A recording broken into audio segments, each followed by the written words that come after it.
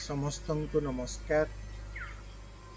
आउ कनिष्ठ मानंकु अशेष शुभेच्छा, अशेष स्नेहाशीष।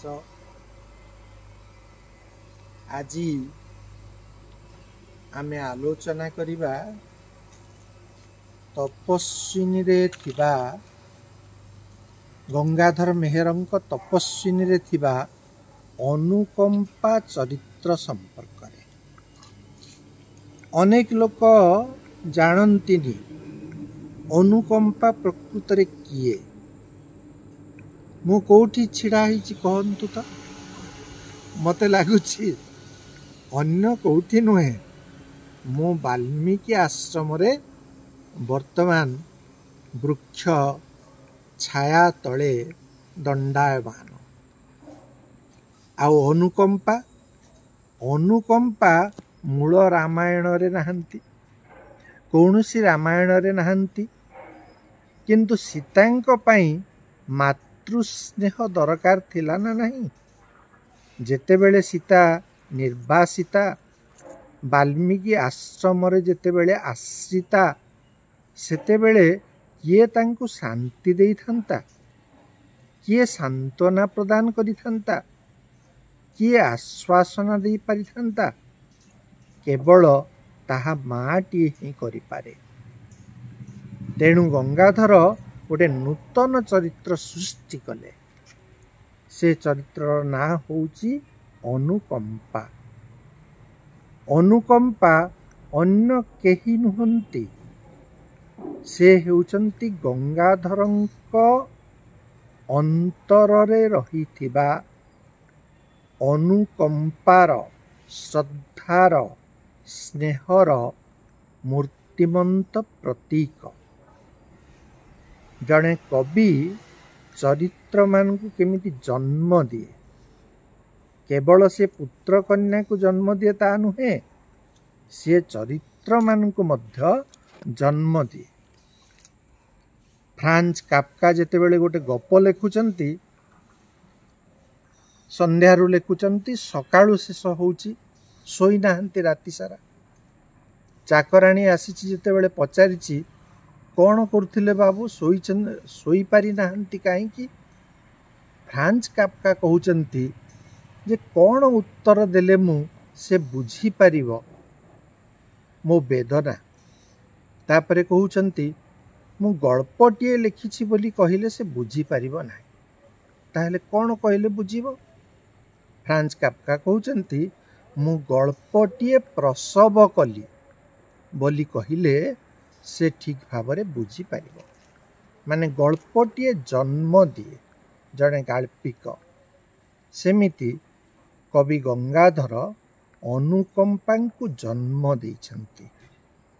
तांकर हृदय रे सीतांक व्यथा दूरीभूत करिबा पाई जेउ आंतरिकता थिला, से आंतरिकता रूपलाभ करी, प्रत्यक्ष रूपलाभ करी परिणत होइछंती अनुकंपा नाम रे। आउ सिए ही सीतांकु आश्रम रे देइछंती एपरि दिव्य सांत्वना, जहा फलरे से मातृस्नेह जहा सती सीता तांको बाल्य काल रे बुझी पारि नथिले, सेई स्नेह पाइछंती अनुकंपांक ठारू। तांको जीवन पूर्णता प्राप्त होइछि। ए स्नेह जदि पाइ नथान्ते, रामचंद्र जदि सीता को वाल्मीकि आश्रम को पठाइबा पाई एई व्यवस्था करि नथान्ते, ताहेले ना से जानी थान्ते वाल्मीकि को, ना से जानी पारि थान्ते अनुकंपांकु, ना से तमसार कोलाग्रत होई पारि थान्ते, ना सखी मानंकु मुनि कुमार मुनि कुमारी मानंकु जानी पारि थान्ते, ना वाल्मीकि आश्रम वृक्षलता को जानी पारि थान्ते।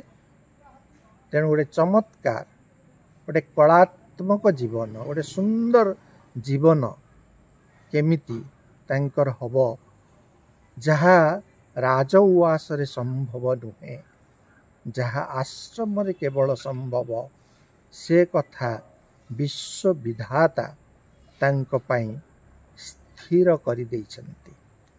ତେଣୁ ଆମେ ସିନା କହୁ ସାଧାରଣ ଭାବରେ ଯେ ରାମଚନ୍ଦ୍ର ଅନ୍ୟାୟ କରିଛନ୍ତି, ତାଙ୍କୁ ନିର୍ବାସନ ଦଣ୍ଡ ଦେଇ, ଦଣ୍ଡ କାହିଁକି ଦେବେ ରାମଚନ୍ଦ୍ର? ସେ କେବେ ଦଣ୍ଡ ଦିଅନ୍ତି ନାହିଁ ତ। ସୀତା ନିଜେ ପରା କହୁଛନ୍ତି, ତ୍ୟାଗ କଲ ଦେଇ ମତେ ମଧୁମୟୀ ଆଶା। ମତେ ତମେ ତ୍ୟାଗ କରିଛ, କିନ୍ତୁ ମଧୁମୟୀ ଆଶା ଦେଇଛ। ତାଙ୍କ ମୁହଁରେ ସବୁବେଳେ ଆଶାର କଥା, ବିଶ୍ୱାସର କଥା, ଆସ୍ଥାଶୀଳତାର କଥା ଉଚ୍ଚାରିତ ହୁଏ।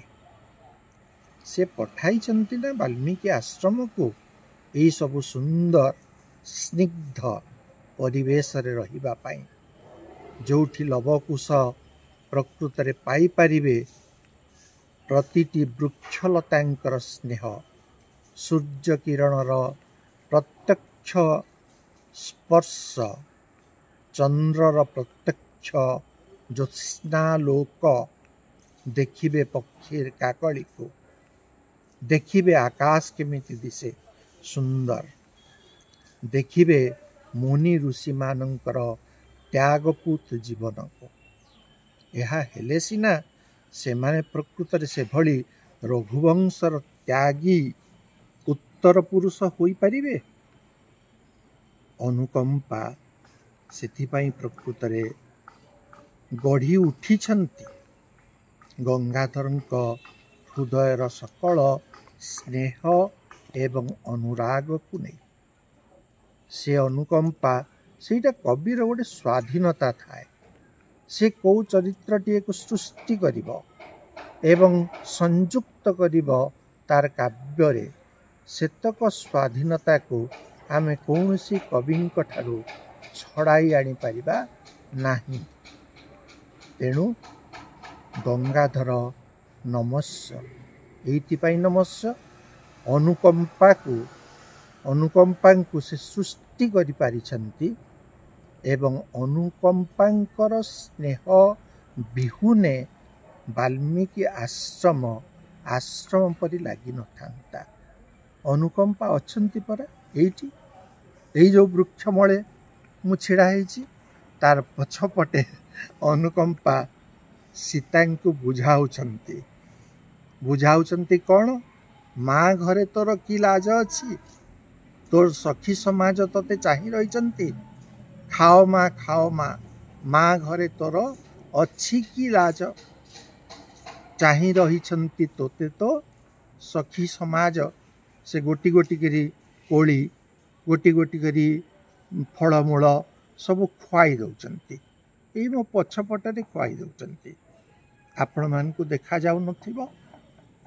ଅନୁକମ୍ପା କହିଲେ ଯେ ମୁଁ ଯେମିତି ଦେଖା ନ ଯିବି, କିନ୍ତୁ ଦେଖାଯାଉଥିବି, ଅଦୃଶ୍ୟରେ ଥିବି, କିନ୍ତୁ ମୋତେ ଯେମିତି ସମସ୍ତେ ଦେଖିପାରିବେ, ସେଇ ଦୁଇ ପଦ କଥା କହିଦିଅ।